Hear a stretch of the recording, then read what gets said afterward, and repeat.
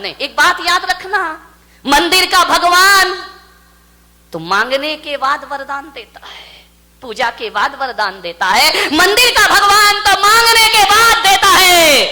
लेकिन माँ बाप तो ऐसे भगवान हैं जो बिना मांगे बच्चे को सब कुछ दे दिया करते हैं। वो जो कुछ भी करते हैं अपनी औलाद के लिए किया करते हैं, अपने बच्चों के लिए किया करते हैं। एक बाप कमाता है, मेहनत करता है, किसके लिए करता है? पसीने में माँ डूबती है, पसीने में माँ डूबती है, पिता धूप में तपता है। पसीने में माँ डूबती है, पिता धूप में तपता है, तब जाके किसी बच्चे का लाड़ प्यार से पालन पोषण हुआ करता है। ध्यान रखिए, धूप में तपता है पिता, पसीना बहाती है मां, ध्यान रखना, तब जाके कहीं बच्चे का बचपन पला करता है। पिता की भी भूमिका बहुत महान है। मां आंखों में आंसू लाके अपने दर्द बता देती है, पिता अपने दर्द सीने में छिपा के रखता है। मां पालन पोषण करती है तो पिता घर की व्यवस्था करता है। जीवन की गाड़ी में से यदि एक भी पहिया निकल जाए तो बचपन, जवानी, बुढ़ापा तीनों बिगड़ जाया करते हैं। मान्यवर, सोचना है, मां का प्यार बड़ा अनूठा प्यार है। मां हमेशा सच बोलती है, लेकिन कभी कभी ऐसा लगता है कि मां झूठ भी बोलती है। मां बहुत झूठ बोलती है, मां से बड़ा झूठा कोई नहीं है। क्योंकि जब घर में रोटियां नहीं होती ना खाने को, और जब बच्चे को रोटी परोसती है और बच्चा कहता है मां तुम भी खाओ, तो पहली बार मां झूठ बोलती है कि बेटा मेरा पेट भरा हुआ है, मैं खा चुकी हूं। ध्यान रखिए, या तो वो कहती है मैं खा चुकी हूं, या वो कहती है आज अष्टमी चतुर्दशी है, मेरा उपवास है बेटे, तू भोजन कर ले। इतना झूठ मां बोला करती है। एक बात याद रखना, एक बार जिंदगी में, केवल एक बार जीवन में ऐसा होता है कि जब हम धरती पर आए थे और जब पहली बार हम रोए थे तो मां हंस रही थी। ध्यान रखना, जब जन्म होता है तो हम रोते हैं और मां के चेहरे पर मुस्कुराहट आती है कि मेरे बच्चे का जन्म हो गया है। पहली बार ऐसा होता है कि एक बार बेटा रोता है और मां हंसती है। उसके बाद जिंदगी में कभी वो क्षण लौट के नहीं आते। बेटा रोता है तो मां की आंखों में से आंसू बह जाया करते हैं। बेटे के रोने पर मां हंसी हो, ऐसा दोबारा जीवन में कभी नहीं होता है, केवल जन्म के समय होता है। लेकिन वो मां भूल जाती है कि आज मेरा हंसना कल मेरे लिए जिंदगी भर के आंसू बन जाएंगे। ध्यान रखिए, कितनी मन्नतें मांगती है वो मां। जब औलाद नहीं होती, जाती है दर दर, माथा टेकती है, दरगाहों में जाती है, मंदिरों में जाती है, संतों के दर पे जाती है कि हमें औलाद नहीं हो रही है। कितनी मन्नत से बच्चे को जन्म देती है, कितनी मेहनत से बच्चे को जन्म देती है, कितने अरमानों से बच्चों को जन्म देती है एक मां। दुख तो तब होता है जब बुढ़ापे में उसका बेटा उसकी उपेक्षाएं किया करता है। ध्यान रखिए मान्यवर, एक बूढ़ा था। बुढ़ापा दो तरह से आता है। एक तो बुढ़ापा तब आता है उम्र से, उम्र ढलती है बुढ़ापा आता है। एक बुढ़ापा तब आता है जब उम्र से पहले आदमी बूढ़ा हो जाता है, समय से पहले आदमी बूढ़ा हो जाता है। उम्र से बुढ़ापा आए तो कोई बात नहीं है, समय से पहले बुढ़ापा तब आता है जब अपनी औलाद बुढ़ापे में अपने से मुंह फेर लिया करती है। अपने ही घर में जब परायेपन का बोध होता है, अपने ही घर में जब अनजान हो जाते हैं, अपने ही घर में जब घुसते हुए हमें डर लगने लगता है, अपने ही घर में खांसते हुए जब डर लगने लगता है, अपने ही घर में आवाज करते हुए जब हमें डर लगने लगता है, तो उम्र से पहले बुढ़ापा आ जाता है आदमी को। ध्यान रखिए, आज घरों के यही हाल है। माँ बाप ऐसे जी रहे हैं, डर डर के जीते हैं। अपने घर को अपना घर कहने में उन्हें सोचना पड़ता है। ये हालात इस देश के निर्मित हो रहे हैं। माँ बाप उपेक्षित हैं, जननी और जनक जिन्हें हृदय का स्थान देना चाहिए आज वो डोरमेट बने हुए हैं, पायदान बने हुए हमारे घर के दरवाजों पर। ध्यान रखना, आज बूढ़ा अपने बच्चों के साथ तो रहता है, लेकिन वैसा नहीं रहता जैसे बच्चे बचपन में उसके साथ रहा करते थे। ध्यान रखें, रहते जरूर हैं घरों में, खुशियां छिन गई हैं, बुढ़ापा अभिशाप हो गया। जब अपने ही बच्चे मुंह मोड़ लेते हैं, एक बात याद रखना, माँ बाप को जिंदगी में 2 बार बहुत दुख होता है, बहुत दुख होता है, केवल 2 बार ऐसा दुख होता है, इससे बड़ा दुख माँ बाप के जीवन में कभी नहीं आता है। पहला दुख तो तब होता है जब अपनी ही बेटी बड़ी हो जाती है, और बड़ी होकर जब डोली पर उसे विदा करता है ना, तो चट्टान से चट्टान हृदय बाप की आंखों में भी आंसू के झरने फूट पड़ा करते हैं, उसकी भी आंखें भर आती हैं। अपनी बेटी जब ससुराल जाती है, दो डोली में बिठाता है, तो कितना भी कठोर पत्थर का दिल क्यों ना हो, डोली में जब विदा होती है बेटी, तो बाप का हृदय रो पड़ता है। ध्यान रखिए, पहली बार माँ बाप को दुख होता है जब बेटी घर छोड़ती है, और उससे भी ज्यादा दुख होता है जब बेटा बुढ़ापे में मुंह मोड़ता है।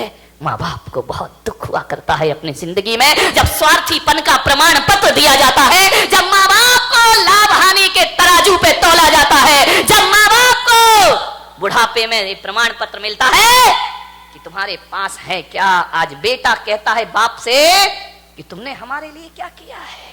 ध्यान रखिए, ये शब्द सुनते हुए बाप का सीना छलनी हो जाता है। मेरे भाई, कह नहीं सकता कुछ, चुपके रो लेता है। चुपके रोने वाले रखना छुपा के दिल के छाले रे। चुपके रोने वाले रखना छुपा के दिल के छाले रे। ये पत्थर का देश है पगले, कोई ना तेरा हो, तेरा दर्द न जाने को। पिंजरे के पंछी रे,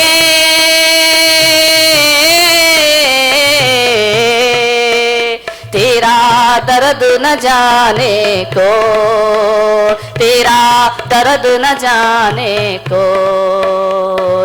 बाहर से तू खामोश रहे और भीतर भीतर रोए रे, भीतर रोए। तेरा दर्द न जाने को, तेरा दर्द न जाने को। पिंजरे के पंछी रे, कह ना सके तू अपनी कहानी, तेरी भी पंछी क्या जिंदगानी रे। ओ कह ना सके तू अपनी कहानी, तेरी भी पंछी क्या जिंदगानी रे। विधि ने तेरी कथा लिखी, आंसू में कलम डुबो। तेरा दर्द न जाने को, पिंजरे के पंछी रे,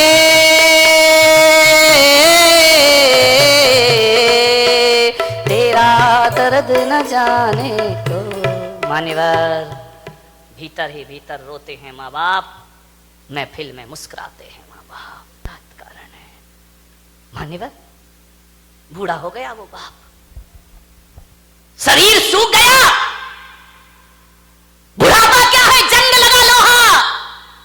लोहे पर जंग लगता है जब पानी की मार पड़ती है, और जिंदगी को जंग लगता है जब अपनी औलाद का दुष्कार मिला करता है, जब अपनी औलाद से उपेक्षाएं मिला करती हैं। एक बात अंतर इतना है कि लोहे को जंग बाहर से लगता है, और जिंदगी को जंग भीतर से लगा करता है।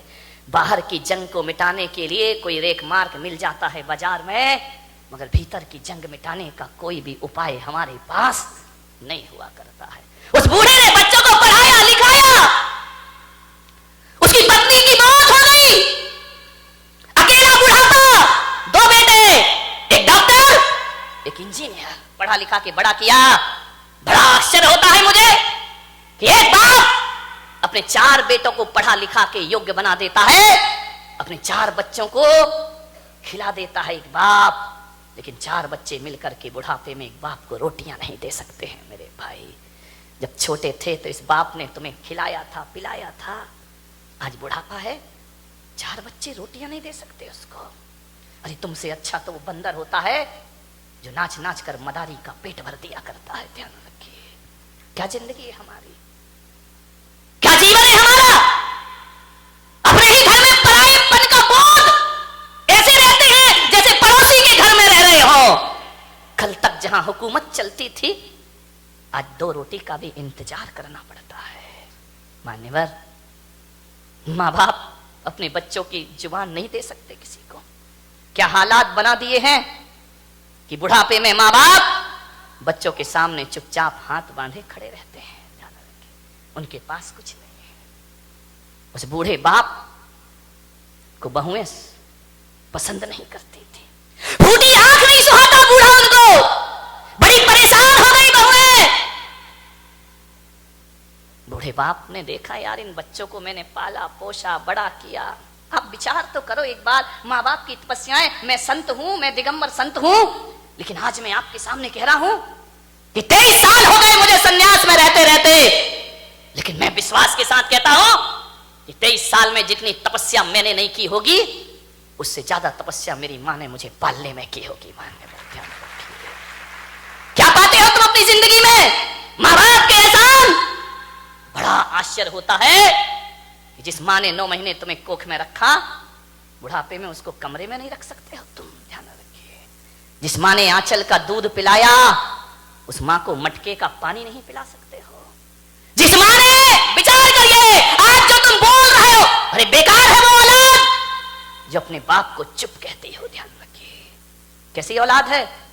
माँ बाप कुछ बोलते हैं तो बच्चा कहता है आप चुप रहिए। अरे जीभ गल के गिर जाना चाहिए आपकी। माँ बाप को कहते हो चुप रहिए, जिसने बोलना सिखाया। जब तुम पैदा हुए थे तुम्हें तो बोलना भी नहीं आता था। बताइए सबसे पहले बोलना किसने सिखाया था? इस माँ बाप ने।